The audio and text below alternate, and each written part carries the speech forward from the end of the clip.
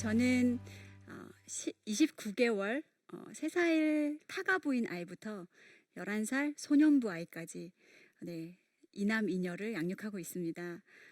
대부분 저한테 더 낳으시라고 이렇게 권면을 하시더라고요. 대리 만족도를 저를 통해서 하시는 걸 보았습니다. 저희 아이들이 뭔가 특별하거나 특별한 재능은 솔직히 없어요. 하지만 이 자리에 서게 된 것은 저희 아이들 가운데 그리고 커가는 과정 가운데 하나님의 말씀으로 양육해가는 그 과정들을 여러분과 나누고 싶어서 섰습니다. 이 아이가 정말 장성해서 정말 아름다운 열매를 맺어서 하나님께 영광을 올려드린다면 더할 나위 없겠지만, 설사 그렇지 못하더라도 이 아이의 삶 속에서 하나님됨을 인정하고 주 되심을 시인한다면 저는 그것이 하나님의 기쁨이고 영광이 아닐까라는 생각을 해봅니다. 말씀 위에 자녀를 세우는 일은요, 쉽지 않죠. 요즘처럼 바쁜 시대에, 그리고 정말 할 일도 많은 시대에 아이들에게 뭔가를 하나 더 얹혀주는 것은 이딴만한 짐을 그냥 어깨에 매게 하는 일들 같을 거예요. 그렇지만 분명한 것은 우선순위를 어디에 두었냐에 따라서 우리 아이의 삶도, 그 삶의 질도 분명히 달라질 것입니다. 그 어떤 교육보다 먼저 이루어져야 하는 조기 교육은요, 말씀 위에 아이들을 세우는 일입니다. 저희 가정의 교육 철학은요, 두 가지로 나눌 수 있어요. 첫 번째는 말씀 암송입니다. 그리고 예배입니다. 말씀 암송을 통해서 아이들의 마음에 말씀을 심는 이유는요, 그냥 얘가 뭐 1000절, 2000절, 3000절 그렇게 암송해서 머리만 이만큼 커지는 아이로 자라게 하는 것에 목적이 있는 것이 아니라, 그 말씀을 읊조리는 소리를 듣고 그것이 자기의 삶 속에서 묵상으로까지 이어지면서 그 고백을 통해서, 그 묵상을 통해서 정말 위기와 고난 가운데서 주님의 뜻대로 걸어갈 수 있도록, 그리고 죄의 길에서 돌이킬 수 있도록 그렇게 하기 위함이 말씀을 심는 목적입니다. 두 번째, 예배는요, 하나님은 우리를 예배 받으시기 위해서 지으셨죠. 우리의 삶의 목적은 하나님을 영화롭게 하는 데 있습니다. 그리고 우리를 찬송을 받기 위해서 너를 지었다라고 말씀을 하십니다. 예배하는 사람을 찾으시는 그 하나님께 우리가 예배자로서 우리의 삶 구석구석에 하나님 앞으로 올려드리는 것은 마땅한 삶이기 때문에 저희 가정의 교육 철학을 이 두 가지로 정해 볼 수 있었습니다. 여러분은 말씀 교육을 할 수 있는 그 시기가, 적기가 언제라고 생각하시나요? 네, 뭐 아이가 이제 태어났을 때, 혹은 말을 하기 시작했을 때, 아니면 사고가 이해가 되는 시점, 아니면 인격적으로 예수님을 만났을 때, 다양한 답들이 있으실 거예요. 그렇지만 아이에 있어서 가장 신앙교육의 적기는 태에서부터 시작입니다. 네, 많이들 놀라시네요. 저희 가정은 하나님의 은혜로 3명의 아이를 말씀 태교로 태교할 수 있었습니다. 세상에는 내노란 태교가 정말 많아요. 인터넷 보신 분들은 알겠지만 수학 태교, 뇌호흡 태교, 영어 태교, 이제는 논술 태교도 나왔더라고요. 태 속에서부터 아이를 좀 특별하고 영재로 키우기 위한 그런 목적이신 것 같아요. 평소에도 안 하시던 공부를 굳이 뱃속에 넣어서 아이에게 스트레스를 줘가며 그렇게 태교하는 모습들을 보았습니다. 한 달에 한 번씩 임산부는 산부인과를 가요. 가서 이 아이의 손가락이 다 있는지, 오장육부가 잘 자라고 있는지, 심장은 잘 뛰고 있는지, 그러한 것들을 보며 아이가 정상적으로 자랄 때 안심을 하곤 합니다. 하지만 정작 이 아이의 태 속에서부터의 그 영적 상태는 많은 엄마들이 놓치고 있다는 사실이죠. 태아에게 가장 중요한 것은 산부인과에서 처방해주는 철분제도 아니고요, 비타민도 아닙니다. 그것은 살아계신 하나님의 말씀으로 태교하는 것입니다. 태에서부터 구별되게 아이를 양육해 나갈 때 우리 아이의 삶이 구별된 신앙으로, 그리고 하나님의 사랑으로 자라게 될 줄로 믿습니다. 저희들은 특별한 태교를 했어요. 세상의 여느 태교는요, 배를 가리는 태교예요. 첫째 아이가 태어나고 이제 둘째 아이, 셋째 아이를 잉태하게 되면 많은 어머님들이 배를 가려요. 첫째 아이가 달려와서 엄마! 하고 안기면 안 돼, 엄마 뱃속에 아가 있잖아, 이렇게 확 안기면 안 돼요. 살살 오세요. 저쪽에서 놀아. 아이를 밀어내고 거부하기 시작하죠. 그러면 첫째 아이는 도대체 저 뱃속에 뭐가 있길래 엄마가 나를 거부하나, 벌써 마음속에 적대심이 쌓이게 됩니다. 그렇지만 암송태교는요, 배를 오픈하는 태교예요. 그래서 제가 입었던 뭐 4명의 아이들을 출산을 했으니까 뭐 인부복은 낡고 낡았어요. 그치만 그중에서도 배는 보풀이 일어나서 입지 못할 정도로 배를 오픈했습니다. 첫째 아이, 둘째 아이, 셋째 아이 할 것 없이 항상 아이들이 와서 형제들이 태교를 했어요. 암송태교는 온 가족이 함께하는 태교입니다. 와서 사랑아 축복해, 오빠가 암송해 줄게, 뭐 신명기 6장 4절부터 9절까지의 말씀, 뭐 이렇게 아이들이 말씀으로 축복해 주고, 그리고 그 말씀으로 기도해 주고, 뭐 때로는 찬양을 하기도 하고, 언젠가는 확성기를 가져와서 배에다가 막 잘 있어, 오빠 목소리 들려, 막 이렇게 아이들이 들려주면서 마치 너의 존재를 우리가 인정하고 사랑하고 축복한다라는 것들을 뱃속에서부터 아이들이 함께하다 보니까 정말 아이가 태어나기를 너무나 기다리는 거예요. 그리고 태어나서도 물론 지금은 아이들이 커가면서 자기의 영역 다툼이나 뭐 이런 것 때문에 다투고 싸우기도 해요. 그렇지만 아이가 태어났을 그때 당시 자라면서 그 모든 상황에서는 시기함이나 질투보다는 오히려 자기가 잉태해서 낳은 양, 아이를 막 감싸주고 안아주고, 제가 젖을 먹이면 옆에서 다른 아이를 안고 젖을 먹이고, 뭐 그런 흉내들을 통해서 정말 이 아이가 우리 가족의 일원으로 사랑하는 존재로 아이들을 받아들이는 것들을 보았습니다. 저희 셋째 아이가 29개월이에요. 그런데 이 아이가 벌써 15절을 암송을 하거든요. 근데 이 아이를 앉혀두고 제가 딸아, 너는 말씀 씹는 엄마의 딸이니까 빨리 뭔가를 암송해야 돼, 이렇게 가르쳐 본 적이 없어요. 그냥 아이의 자기 전에 엄마가 말씀 들려줄게요. 태초에 하나님이 천지를 창조하시니라.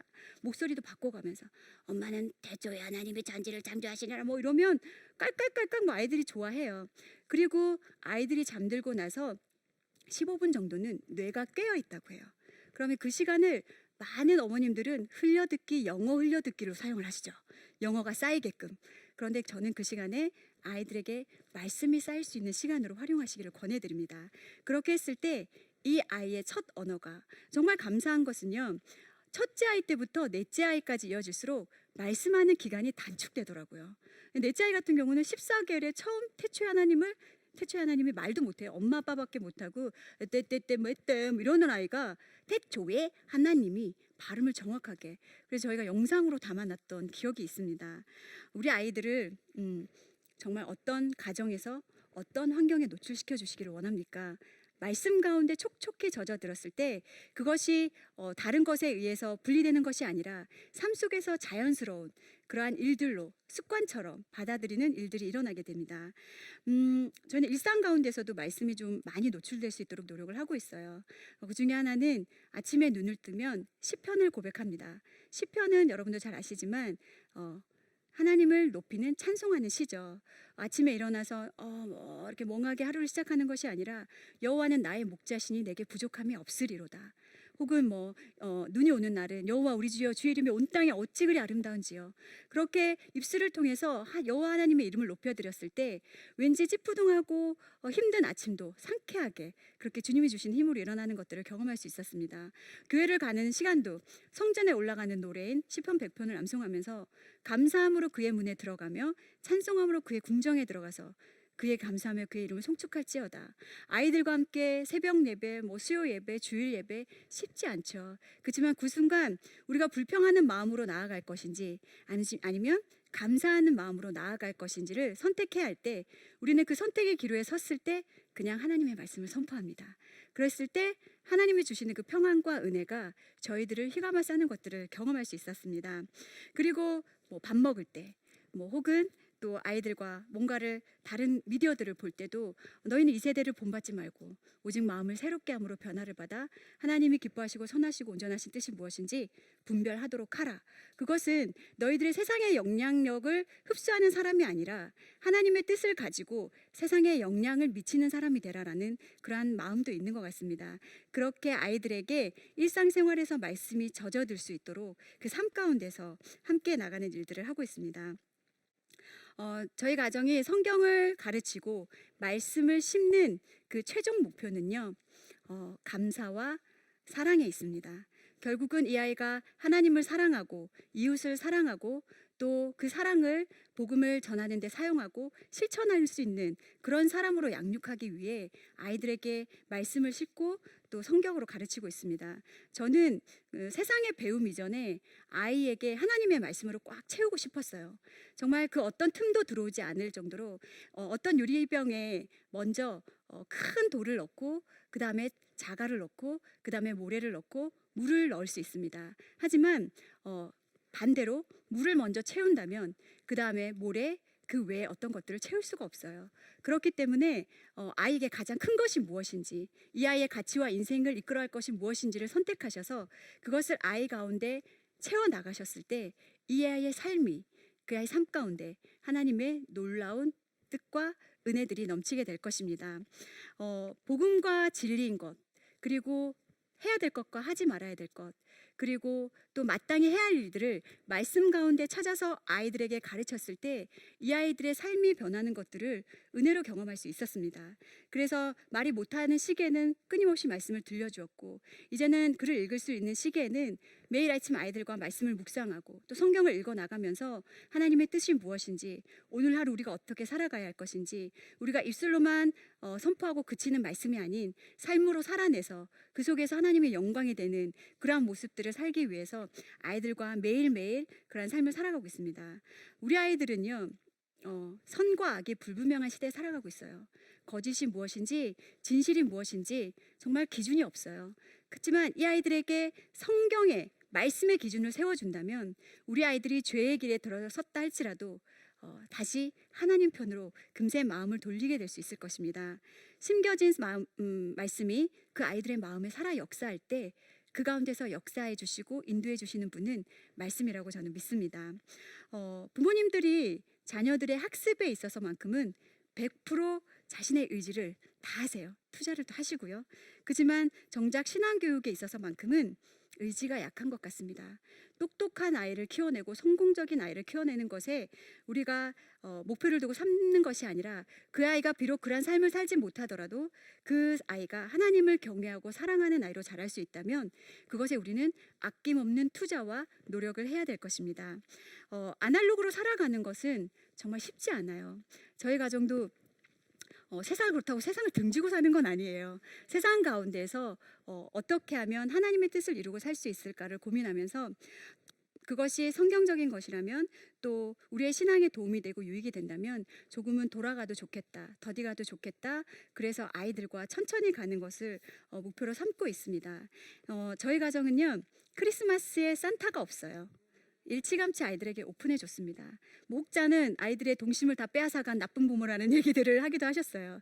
그렇지만 성탄절은요, 다시 오실 그 예수님, 또 우리의 구원자가 되시는 그 메시아가 주인이 되는 날인데, 굳이 상업화된 울면 안 돼, 너의 나쁜 울면 너의 모든 것을 알고 있대, 전지전능한 것처럼 산타가 포장되어서 아이들의 그 모든 것들을 가로막는다면 그 예수님, 주인 되신 예수님은 과연 어디서 찾을 수 있을까요? 그래서 저희는 11월 초가 되면 아이들과 함께 크리스마스 트리를 미리 만들어요. 석탄일이죠. 석탄일 이런 때 보면 한 달, 두 달 전부터 막 등 달아놓고 막 환영하잖아요. 근데 오히려 우리 믿음의 사람들은 예수님의 날을 기뻐하지 못하는 것 같습니다. 그 예수님을 기뻐하기 위해서 아이들과 그렇게 해나가는 것들을 하고 있고요. TV를 보는 대신 그 TV의 시간을 줄이고 가정이 하나 되어서 서로 게임을 한다든지 아니면 서로의 영혼이, 사랑의 추억이 쌓트는 시간들을, 우리는 많은 크리스찬들이 모여 있지만 각자의 시대에 또 살아가고 있잖아요. 각자의 스마트폰 보고 아니면 TV로 모여 있고, 그렇다면 우리의 믿음의 가정들은 모여서 예수님 이야기하고 우리에게 주신 은혜 얘기하고 어려움이 없는지 서로 사랑을 나눌 수 있는 그러한 시간들을 갖는 걸 통해서 가정이 믿음 안에서 굳건하게 자라는 것들을 우리가 볼 수 있습니다. 그리고 저희는 부활절이 되면 아이들과 달걀 꾸미기를 해요. 그래서 그것을 저희 아파트 동 모든 집집마다 나눠주면서 예수님의 부활을 기뻐하며, 그리고 그것을 구원으로 초대하기 위한 그러한 작업들을 해나갑니다. 아이들과 이런 일을 할 때 어머니, 작년에는요 이 집에 교회 문패가 없었는데 올해는 붙어 있더라고요, 이러면서 너무 기뻐하는 모습들도 보게 되었고, 하나님께서 해 나가시는 많은 일들을 아이들과 삶 속에서 은혜를 나누면서 그 하나님이 죽은 하나님이 아닌 지금도 살아계시고 역사하시는 하나님인 것을 아이들의 삶 속에서 고백하며 그렇게 나아가고 있습니다. 마지막으로 예배의 가정이 되시기를 권해드립니다. 우리 아이들을 예배자로 세우는 것 너무나 중요합니다. 저희 가정도 매일매일 가정 예배를 드리고 있는데요.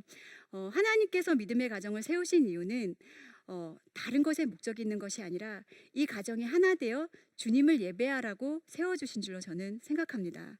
그래서 우리가 모이면 함께 예배하고, 저희는 다양한 연령의 아이들이 있기 때문에 뭐 예배 시간이 날마다 좋은 것은 솔직히 아니에요. 뭐 우는 아이도 있고요, 뭐 떼부리는 아이도 있고요. 이게 예배 시간인지 뭐야, 뭐 어지러울 때가 너무나 많아요. 그렇지만 그 순간 저희는 무엇을 선포하냐면요, 이 시간은 하나님께 예배함으로 나아가는 믿음으로 고백하는 시간이다. 어수선한 상황 속에서도 내가 예배자 된 모습으로 예배할 때 우리 아이들도 예배자가 되더라고요. 그리고 아이들을 예배 인도자로 세웠습니다. 그러다 보니까 돌아가면서 어저께는 저희 이제 막내 3살이 예배 인도를 했거든요. 예배 드리겠습니다 뭐 이렇게 그러면서, 기도하겠습니다 뭐 이러면서, 아버지 감사합니다, 아버지 감사합니다 이것만 해요. 근데 그 입술을 통해서 감사의 고백이 가끔은 울컥할 때가 있어요. 이 어린 아이의 입술에서 하나님 감사합니다라는 고백을 들을 수 있다라는 것.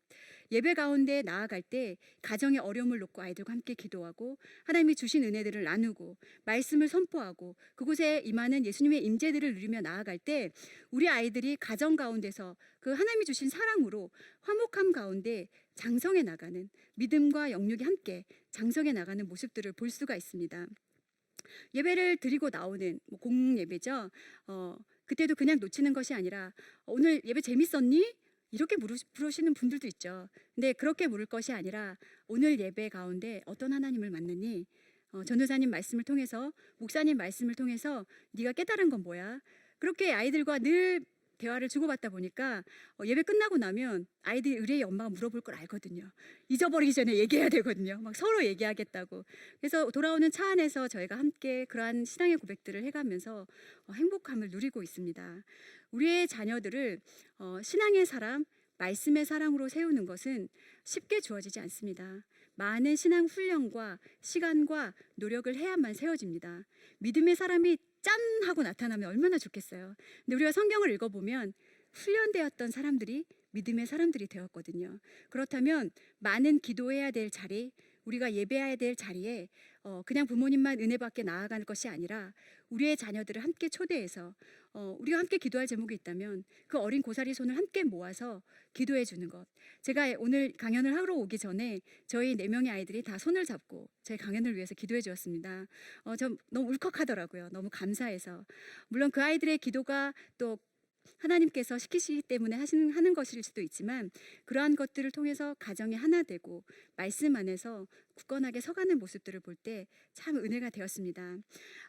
내 아이를 말씀으로 훈련하는 시간은 그리 길지 않습니다.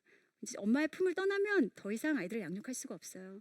그 시간, 골든타임이라고 하죠. 생명을 살릴 수 있는 그 시간을 놓치지 않으셨으면 합니다. 오직 성경이 답입니다. 신앙교육은 아이들을 자유를 박탈하는 것이 절대 아닙니다. 연을 보면요, 줄에 묶여 있을 때 더 자유롭게 날아다니는 걸 볼 수 있어요. 그렇다면 우리 아이들이 하나님의 말씀에 붙들려서 하나님의 붙들린 삶을 살아갈 때 하나님 아래서 참 자유를 누리게 될 것입니다. 복음을 위해 우리 아이들에게 자유를 주기 위해 그것을 선물해 주시지 않겠습니까? 우리 아이들에게 복음과 사랑과 하나님을 소개하는 믿음의 부모님 되시기를 축복하며 감사드립니다. 감사합니다.